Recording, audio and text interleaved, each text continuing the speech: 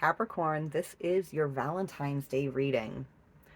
So far, there's been a lot of signs that are single,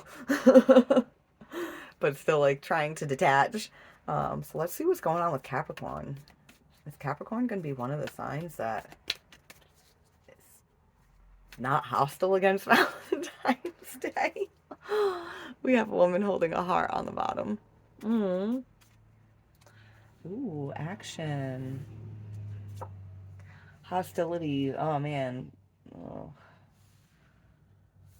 Oh man. Man holding a coin.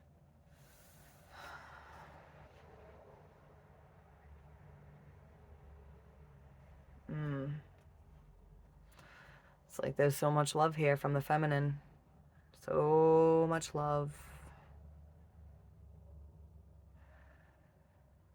But it's like action towards the masculine just leads to hostility. Mm. Mm.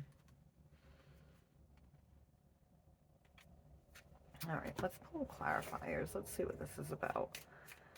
Action. What's this action about? Stabbed in the back, heartbreak, pain, separation, deception, shocking attack. Damn. Fucking snake. Competition. And I just heard a friend. Some of you, this could have been a friend. A friend fucking.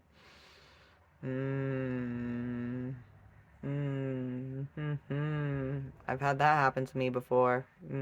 Friends, siblings. Can't fucking trust nobody. Ooh, yeah. Yeah, don't spend your Valentine's. I want to just not even do the reading and just be like, fuck this guy, get away from mom, say bye, go love yourself on Valentine's Day.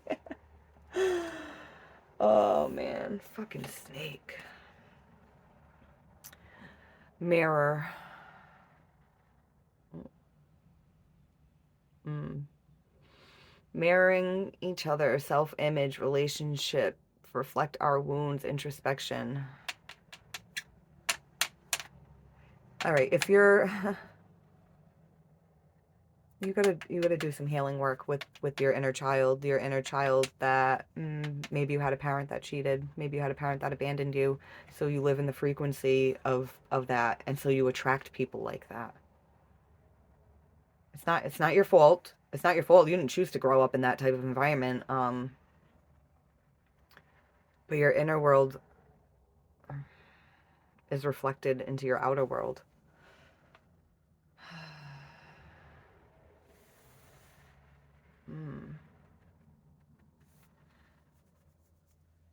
There was a snake very early on in your life that affected you and that imprinted in you, and then that imprint attracts more people like that. How do you deal with this? Well, you can't just say, oh, I'm going to stay away from those kinds of people. Well, you can try and stay away from them all you want, but when your energy is attracting them in, so you have to do the inner work. You have to go inside and connect with that wound. Who abandoned you? Who fucked with your self-worth?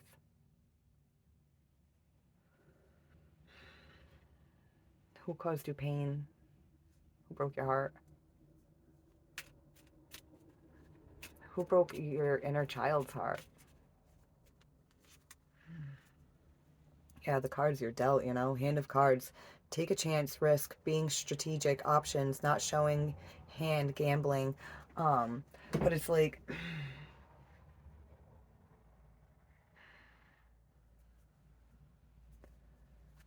you'll, you'll know whether to fold or not.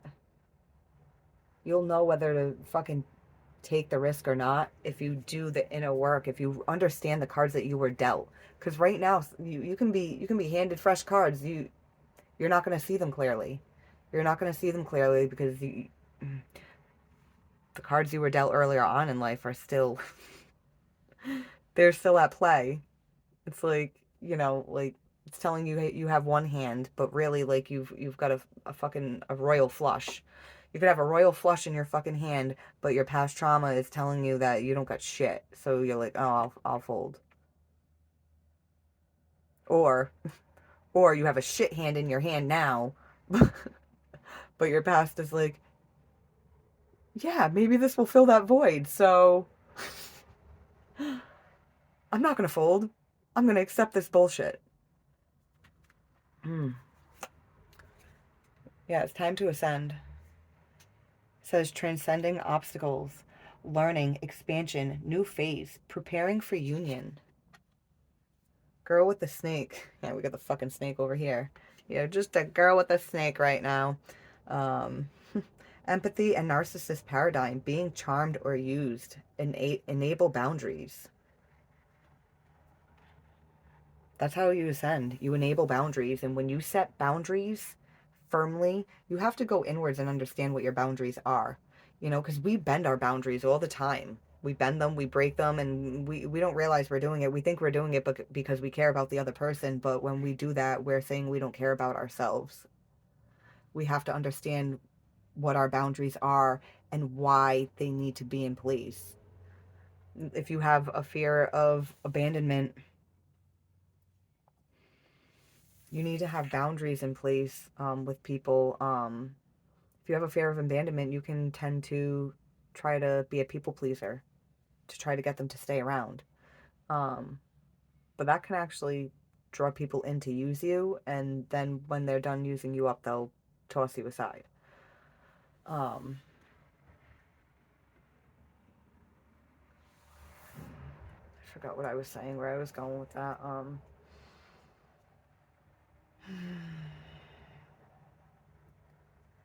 But going inwards and doing the inner work shifts your frequency, and it'll attract in different people. All right, man holding a coin. This distrustful coin this man is holding. I still have a hand of cards at the bottom of the deck. Healing heart. Yeah. This guy can't be trusted. You're gonna have to keep sewing your heart back together. Over and over and over again, and they're probably gonna fucking make you feel like it's your fault. Stitch up your heart for the last fucking time. The last time. And walk away from this asshole. And that's where you're gonna find your abundance. Keep a positive mindset. Keep a positive mindset. Manifest exactly what you want. Gratitude, bliss. But the thing about manifesting what you want is you have to be healed first. Because like I was saying, if you have wounds on the inside, there's something in your energy that creates this certain frequency that attracts certain things in. The law of attraction works. It doesn't work by what you want or what you think.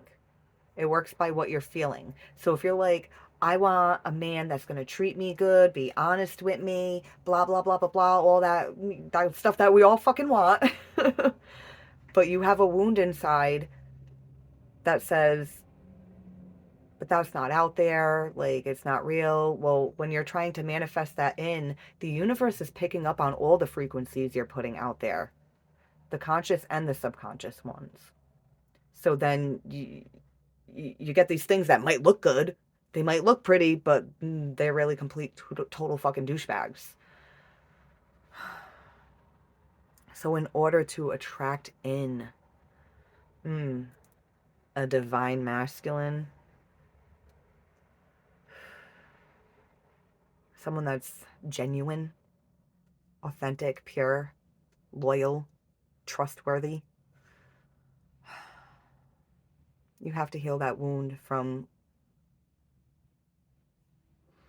the people that weren't trustworthy. And the best way to clear out, because when you live in that frequency your whole life, you learn to not trust a lot of fucking people. So it's like, oh, but there's a lot of people that I gotta heal from. Well, the best way to release a lot of them at once is the initial wound. The initial wound. Like if it's a father wound from when you were a baby, it takes time to heal these things. It does. But if you really, really do want to have that person in your head that you've created instead of that wound in your heart, you have to heal that wound. All right, Capricorn. I hope you have a wonderful Valentine's Day. I know that's hard to say with this fuck face. Yeah, fuck face. I said it. um, you're better off sitting alone, feeling fucking sad, than letting this douche create a fucking some kind of fucking illusion where you're just no. Don't let them fucking pull you back in. It's time to take action. Time to move forward. Get away from this. Get the fuck away from this. Love yourself. Love yourself. Do the healing work and love yourself. And then when you're not looking, oh, it's right in your fucking lap. And it's like, where'd you come from? You're like everything I've ever dreamed of. But until the healing work, they can seem like they're everything you ever dreamed of. And then soon enough, you'll find out they're fucking not. 11:11 on the clock. All right, Capricorn. Please like, share, subscribe, comment below. Let me know how this resonates with you, you know, and if you're alone on Valentine's Day, I'm going to be alone on Valentine's Day too. Like I'll be checking out my YouTube. So if anybody wants to comment and bullshit about being single and Valentine's Day and douchebags and fuck faces and all that, like I'm totally down, you know? All right, Capricorn. Bye guys.